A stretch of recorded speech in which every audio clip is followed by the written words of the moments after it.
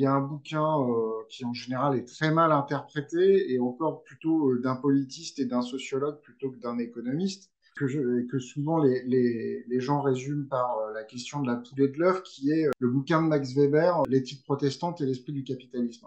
Grosso modo, est-ce que le protestantisme a favorisé le développement du capitalisme? Moi, j'aurais plutôt tendance à penser que le protestantisme s'est développé tout un tas de raisons culturelles, là où il y avait des sociétés qui déjà préparaient à voir se développer le modèle d'économie capitaliste. Mais est-ce que toi, de ton côté, tu peux nous en parler? Parce que pour le coup, dans la conscience populaire, dans les gens qui font de l'économie rapide apprise sur YouTube, on en est toujours à le protestantisme a permis le développement du capitalisme, ce qui serait un peu oublié quand même, les cités italiennes du Quattrocento et l'accumulation primitive du capital avec, comment dire, l'exploitation et la spoliation totale des sociétés latino-américaines qui n'ont pas été a priori par des sociétés protestantes. Oui, alors, sur l'accumulation primitive du capital, personnellement, j'ai des doutes. Ça, c'est une autre affaire. En fait, quand on regarde l'histoire du capitalisme, il s'est développé pas dans les grands réseaux commerciaux du grand commerce, mais plutôt dans les campagnes.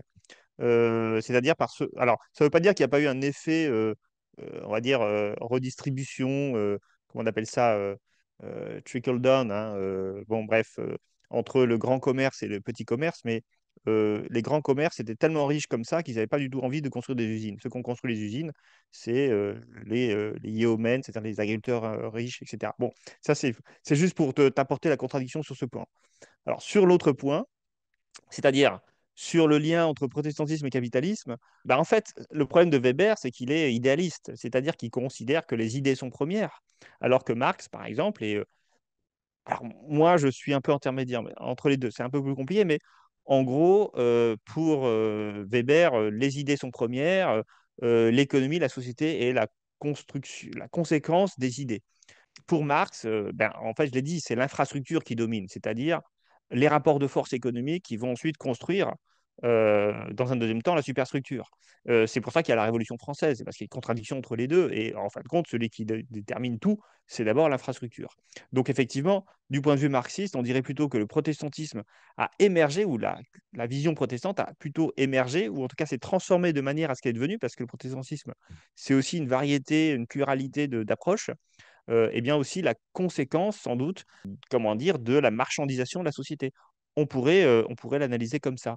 Maintenant, historiquement, et c'est là où je suis aussi d'accord avec toi, ça marche pas du tout son truc à Weber. Parce que, certes, lui, il analyse l'Allemagne. Voilà, il y a des zones protestantes, et des zones catholiques.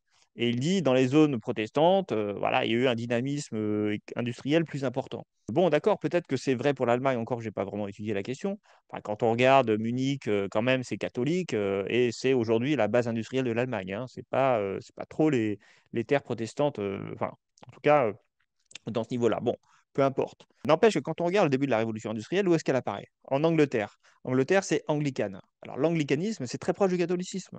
Donc, il n'y a pas de valeur spécifique à l'anglicanisme, en fait. Donc, déjà. Ensuite, les premiers pays qui s'industrialisent après l'Allemagne, alors certes, il y a la Suisse, donc qui est calviniste, donc qui est un peu protestante, mais il y a surtout la Belgique et la France. Et les Pays-Bas, pas du tout. Alors là, pour le coup, c'est une énorme contradiction parce que les Pays-Bas sont protestants, les Belges sont catholiques, et ceux qui vont les premiers rentrer dans la révolution industrielle, ce sont les Belges. Et les Français vont eux aussi rentrer très fortement dans la révolution industrielle. Donc l'idée selon laquelle c'est la religion qui détermine la dynamique de la révolution industrielle, bah, elle n'est pas du tout vérifiable en fait. Enfin, maintenant, on peut avoir une théorie qui le dit, mais le problème de la théorie, c'est que si les chiffres ne corroborent pas la théorie, bah, en fait, j'ai envie de dire que la théorie elle est un peu limitée, quoi. Voilà, donc après, ça ne veut pas dire, et là où Weber est intéressant, c'est qu'il y a bien des liens entre le protestantisme, l'idée que si on réussit dans la vie, et si on investit beaucoup et si on consomme peu, on est l'élu de Dieu. Ça, c'est les protestants. Et bah, évidemment, il y a des rapports très clairs avec l'entrepreneuriat, le capitalisme tel qu'il est. Mais à mon avis, effectivement, les liens vont peut-être plutôt dans l'autre sens, voire on peut avoir, parce que finalement, moi, je suis un peu idéaliste et matérialiste en même temps, c'est-à-dire je pense qu'il y a des boucles de rétroaction qui fait que le protestantisme s'est nourri du capitalisme, et peut-être aussi que dans certaines régions protestantes, la culture protestante a aussi entraîné sans être précurseur, sans être un élément explicatif à lui seul. Il peut y avoir aussi une dynamique spécifique du protestantisme.